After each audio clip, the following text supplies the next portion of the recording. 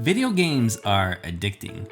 Whether you're playing a simple game on your phone or a complex game with rich world building on a gaming console, there is something inherent in video games that draw us in. And this is by design. Game designers have crafted the user experience to make gameplay habitual. And it's not just game designers. Social media apps use notifications, badges, and metrics to get us to spend more time on their platforms. Health apps use these same game elements to get people to get active and to eat right. What if we used principles of game design to gamify creative habits in real life? Here are a few ideas. First, make it easy to start. Games work because the barrier of entry is so low. Similarly, in developing creative habits, you might want to start with an easier goal. So it might just be 10 minutes a day learning to play a new instrument, or you might start out writing just 100 words per day. You can also start off with smaller projects that allow you to hit the finish line faster. There is actually a strong rationale for this approach. By making our goals easier to attain and experiencing some big wins early, we gain confidence and then are able to stick with a habit for a longer period of time. As you improve, you can increase the challenge incrementally. Here you create levels for yourself where you can hit a benchmark and increase the challenge level. This allows you to keep the challenge level just above your skill level. According to the flow channel model, if the skill level is too low, you'll often experience worry and anxiety.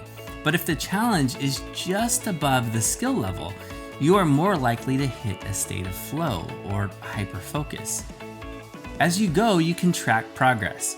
You might have a progress bar or a series of tally marks. You might create badges for yourself. Another option is to use 3 jars with marbles and move marbles from haven't started to finished. You can also create a streak that builds with each day you have participated in a habit. If you've ever played games like Pokemon Go, you've seen how they keep track of consecutive days. Similarly, runners will often do a run streak, and the same can be true of writing, painting, or reading. When you keep track of a streak, you're building momentum. And as you succeed, you might even create small rewards or celebrations for yourself as you hit those key benchmarks.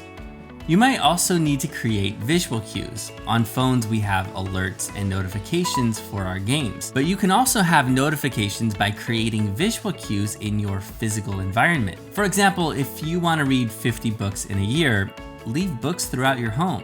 They can be on your coffee table, by your nightstand, by your computer, or maybe in a few other places. Just make sure that things are sanitary. You might also put your book in your car or in your backpack.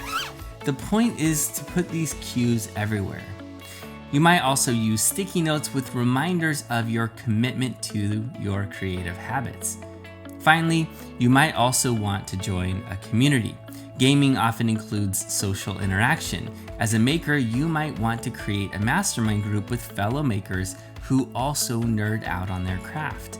This can give you a sense of belonging and help you take those key creative risks.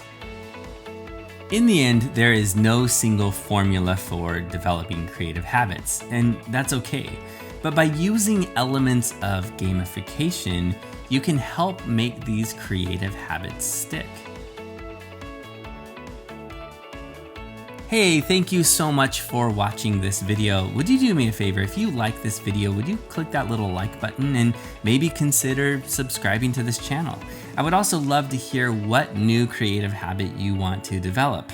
One of the things that can help you actually develop a habit is to make it public and to state it and to let other people know. So share in the comment section below.